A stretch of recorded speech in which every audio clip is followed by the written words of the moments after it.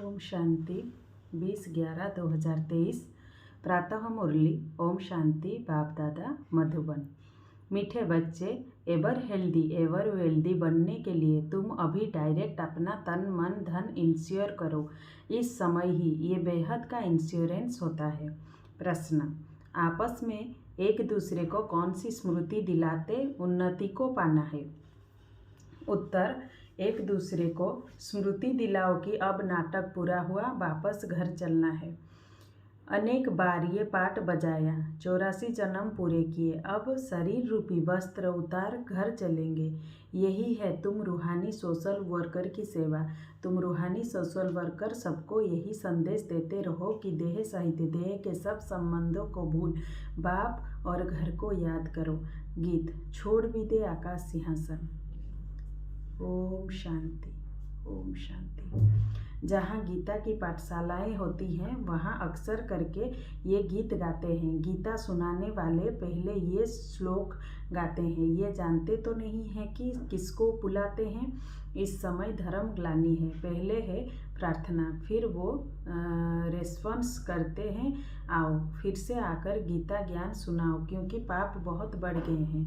वो फिर रेस्पॉन्स करते हैं कि हाँ, जबकि भारत के लोग पाप आत्मा दुखी बन जाते हैं, धर्म ग्लानि हो पड़ती है, तब मैं आता हूँ।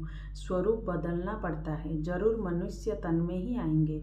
रूप तो सब आत्माएं बदलती हैं। तुम आत्माएं असुल निराकारी हो, फिर यहाँ आकर साकारी बनती हो, मनुष्य कहलाती हो। अभी मनुष्य पापात्मा पतित है, तो मुझे भी अपना रूप रचना पड़े। जैसे तुम निराकार से साकारी बने हो, मुझे भी बनना पड़े। इस पतित दुनिया में तो श्री कृष्ण आ न सके, वो तो है स्वर्ग का मालिक। समझते हैं श्री कृष्ण ने गीता सुनाई, परंतु श्री कृष्ण तो पतित दुनिया में हो न सके। उनका नाम, रूप, देश, काल, एक्ट सब बिल्कुल अलग है। ये बात बतलाते हैं। श्री कृष्ण को तो अपने माता पिता हैं। उसने माँ के गर्भ से अपना रूप रचा। मैं तो गर्भ में नहीं जाता, मुझे रथ तो जरूर चाहिए। मैं इनके बहुत जन्मों के अंत के जन्म में प्रवेश करता हूँ। पहला नंबर तो है श्री कृष्ण। इनके बहुत जन्मों के अंत का जन्म हुआ 84वां जन्म, तो मैं इसमें ही आता हूँ। ये अपने जन्मों को नहीं जानते हैं। श्री कृष्ण तो ऐसे नहीं कहते कि मैं अपने जन्मों को नहीं जानता हूँ। भगवान कहते हैं जिसमें मैंने प्रवेश किया है वो अपने जन्मों को नहीं जानता, मैं जानता हूँ। श्री कृष्ण तो राजधानी का मालिक है। सतयुग में है सूर्यवंशी राज्य विष्णुपुरी। विष्णु कहा जाता है लक्ष्मी नारायण को। कहाँ भी भाषण होता है तो ये रिकॉर्ड काफ़ी है, क्योंकि ये तो भारतवासी खुद गाते हैं। जब धर्म प्राय लोप हो जाए तब तो फिर से गीता सुनाऊं। वही धर्म फिर से स्थापन करना है। उस धर्म के कोई मनुष्य ही नहीं है, तो फिर गीता का ज्ञान कहाँ से निकला? बाप समझाते हैं सतयुग त्रेता में कोई शास्त्र आदि होते नहीं। ये सब है भक्ति मार्ग की सामग्री। इन द्वारा मेरे साथ कोई मिल नहीं सकते। मुझे तो आना पड़ता है, आकर सबको सद्गति देता हूँ। बाया गति सबको वापस जाना पड़ता है। गति में जाकर फिर स्वर्ग में आना है, मुक्ति में जाकर फिर जीवन मुक्ति में आना है। बाप कहते हैं 1 सेकंड में जीवन मुक्ति मिल सकती है। गाया हुआ है गृहस्थ व्यवहार में रहते 1 सेकंड में जीवन मुक्ति अर्थात दुख रहित। सन्यासी तो जीवन मुक्त बना न सकें, वो तो जीवन मुक्ति को मानते ही नहीं। इन सन्यासियों का धर्म सतयुग में तो होता ही नहीं है। सन्यास धर्म तो बाद में होता है। इस्लामी, बौद्धि आदि ये सब सतयुग में नहीं आएंगे। अभी और सब धर्म हैं, बाकी देवता धर्म है नहीं। वे सब और धर्म में चले गए हैं। अपने धर्म का पता नहीं है। कोई भी अपने को देवता धर्म का मानते ही नहीं। जय हिंद कहते हैं, भारत की जय। भारत की हार कब होती है ये थोड़े ही कोई जानते हैं। भारत की जय तब होती है जब राज्य भाग्य मिलता है, जब पुरानी दुनिया का विनाश होता है, क्षय करता है रावण। जय करते हैं राम, जय भारत कहेंगे, जय हिंद नहीं। अक्षर बदल दिया है, गीता के अक्षर अच्छे अच्छे हैं। ऊंचते ऊंच है भगवान, कहते हैं मेरा कोई माता पिता नहीं है, मुझे अपना रूप आपे ही बनाना पड़ता है। मैं इनमें प्रवेश करता हूँ, श्री कृष्ण को माता ने जन्म दिया, मैं तो क्रिएटर हूँ। ड्रामा अनुसार ये भक्ति मार्ग के लिए सब शास्त्र आदि बने हुए हैं। ये गीता भागवत आदि सब देवता धर्म पर ही बनाए हुए हैं, जबकि बाप ने देवी देवता धर्म की स्थापना की है। वो पास्ट हो गया, फिर फ्यूचर होगा। आदि मध्य अंत को पास्ट, प्रेजेंट और फ्यूचर कहते हैं। इसमें आदि मध्य अंत का अर्थ अलग है। जो पास्ट हो गया वही फिर प्रेजेंट होता है। जो पास्ट की कहानी सुनाते हैं वो फ्यूचर में रिपीट होगी। मनुष्य इन बातों को नहीं जानते। जो पास्ट होता है उनकी कहानी बाबा प्रेजेंट में सुनाते हैं, फिर फ्यूचर में रिपीट होगी। बड़ी समझने की बातें हैं, बड़ी रिफाइन बुद्धि चाहिए। कहाँ भी तुमको बुलाते हैं तो भाषण बच्चों को करना है। सन शोज फादर, बच्चे बताएंगे हमारा फादर कौन है। फादर तो ज़रूर चाहिए, नहीं तो वर्षा कैसे लेंगे। तुम तो बहुत ऊंचे से ऊंचे हो, परंतु इन बड़े आदमियों को भी मान देना पड़ता है। तुम्हें सबको बाप का परिचय देना है। सब गॉड फादर को पुकारते हैं, प्रार्थना करते हैं, हे गॉड फादर आओ। लेकिन वो है कौन। तुम्हें शिव बाबा की भी महिमा करनी है, श्री कृष्ण की भी महिमा करनी है और भारत की भी महिमा करनी है। भारत शिवालय हेवन था। 5000 वर्ष पहले देवी देवताओं का राज्य था। वो किसने स्थापन किया। जरूर ऊंचते ऊंच भगवान ने। ऊंचते ऊंच निराकार परमपिता परमात्मा शिवाय नमः हुआ। शिव जयंती भारतवासी मनाते हैं, परंतु शिव कब पधारे थे ये किसको पता नहीं है। जरूर हेवन से पहले संगम पर आया होगा। कहते हैं कल्प कल्प के संगम युग के युगे आता हूँ, हर एक युग में नहीं। अगर हर एक युग कहो तो भी 4 अवतार होने चाहिए। उन्होंने तो कितने अवतार दिखाए हैं। ऊंचे से ऊंचा एक बाप है जो है हेवन रचते हैं। भारत ही हेवन था, वाइसलेस था। फिर तुम ये प्रश्न उठा नहीं सकते हो कि बच्चे कैसे पैदा होते हैं। वो तो जो रस्म रिवाज होगी वो चलेगी। तुम क्यों फिक्र करते हो। पहले तुम बाप को तो जानो, वहाँ आत्मा का ज्ञान रहता है। हम आत्मा एक शरीर छोड़ दूसरा लेती हैं। रोने की बात नहीं।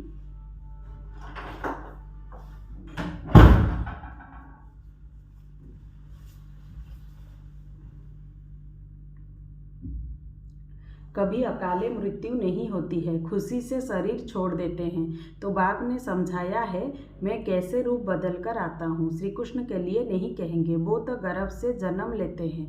ब्रह्मा विष्णु शंकर है सुखम वतनवासी। प्रजापिता तो जरूर यहाँ चाहिए, हम उनकी संतान हैं। वो निराकार बाप अविनाशी है, हम आत्माएं भी अविनाशी हैं, परंतु हमको पुनर्जन्म में जरूर आना है। ये ड्रामा बना हुआ है। कहते हैं फिर से आकर गीता का ज्ञान सुनाओ, तो जरूर सब चक्र में आएंगे। जो होकर गए हैं, बाप भी होकर गए हैं, फिर आए हुए हैं। कहते हैं फिर से आकर गीता सुनाता हूँ। बुलाते हैं पतित पावन आओ, तो जरूर पतित दुनिया है, सब पतित हैं। तब तो पाप धोने के लिए गंगा स्नान करने जाते हैं। स्वर्ग में ये भारत ही था।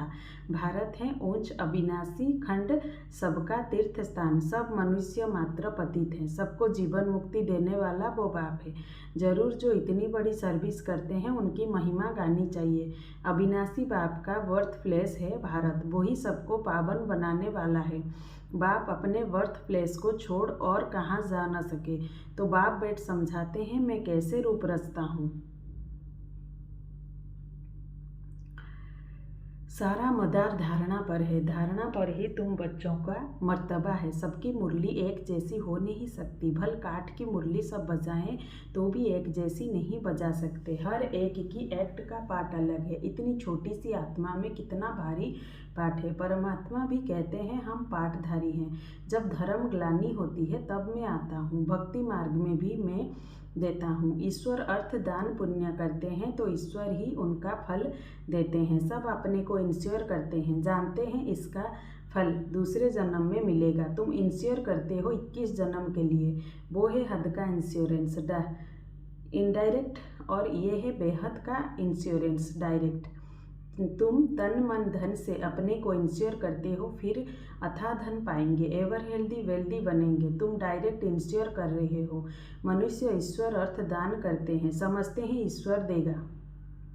वो कैसे दिलाते हैं ये थोड़े ही समझते हैं। मनुष्य समझते हैं जो कुछ मिलता है ईश्वर देता है। ईश्वर ने बच्चा दिया, अच्छा देते हैं तो फिर लेंगे भी ज़रूर। तुम सबको मरना ज़रूर है, साथ कुछ भी तो नहीं जाएगा।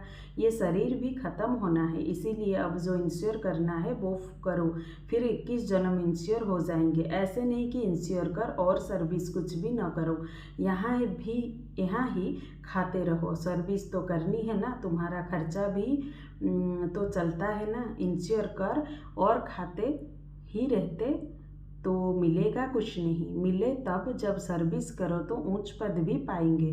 जितना जो जास्ती सर्विस करते हैं उतना जास्ती मिलता है। थोड़ी सर्विस तो थोड़ा मिलेगा। गवर्नमेंट के सोशल वर्कर भी नंबरवार होते हैं, उनके बड़े बड़े हेड्स होते हैं, उनके अनेक प्रकार के सोशल वर्कर्स हैं। वो हैं जिस्मानी, तुम्हारी है रूहानी सर्विस। हर एक को तुम यात्री बनाते हो। ये है बाप के पास जाने की रूहानी यात्रा। बाप कहते हैं देह सहित देह के सब संबंधों को और गुरु गोसाई आदि को भी छोड़ो। मामेकम याद करो। परमपिता परमात्मा निराकार है, साकार रूप धारण कर समझाते हैं। कहते हैं मैं लोन लेता हूँ, प्रकृति का आधार लेता हूँ। तुम भी नंगे आए थे, अब फिर सबको वापिस जाना है। सब धर्म वालों को कहते हैं मौत सामने खड़ा है। यादव कौरव खलास हो जाएंगे, बाकी पांडव फिर आकर राज्य करेंगे। ये गीता एपिसोड रिपीट हो रहा है। पुरानी दुनिया का विनाश होना है। 84 जन्म लेते लेते अब ये ओल्ड हो गया है। 84 जन्म पूरे हुए, नाटक पूरा हुआ, अब वापिस जाना है। शरीर छोड़ घर जाते हैं। एक दो को यही स्मृति दिलाते हैं अभी वापिस जाना है। अनेक बार ये पाठ बजाया है 84 जन्मों का। ये नाटक अनादि बना हुआ है। जो जिस धर्म वाले हैं उनको अपने सेक्शन में जाना है। जो देवी देवता धर्म प्राय लोप हो गया है उनके लिए सेपलिंग लग रही है। जो फूल होंगे वो आ जाएंगे। अच्छे अच्छे फूल आते हैं, फिर माया का तूफान लगने से गिर पड़ते हैं, फिर ज्ञान की संजीवनी बूटी मिलने से उठ पड़ते हैं। बाप भी कहते हैं तुम शास्त्र पढ़ते आए हो, बरोबर इनके गुरु आदि भी थे।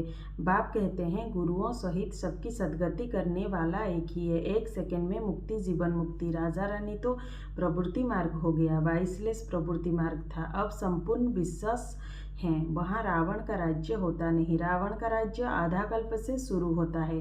भारतवासी ही रावण से हार खाते हैं। बाकी और सब धर्म वाले अपने अपने समय पर सतो रजोतमों से पास होते हैं। पहले सुख फिर दुख में आते हैं, मुक्ति के बाद जीवन मुक्ति है ही। इस समय सब तमो प्रधान जड़जड़ीभूत हैं। हर आत्मा एक शरीर छोड़ फिर दूसरा नया शरीर लेती है। बाप कहते हैं मैं जन्म मरण में नहीं आता हूँ, मेरा कोई बाप हो नहीं सकता, और सबको तो बाप है। श्री कृष्ण का भी जन्म माँ के गर्भ से होता है। यही ब्रह्मा जब राज्य लेंगे तब गर्भ से जन्म लेंगे। इनको ही वर्ल्ड से न्यू बनना है।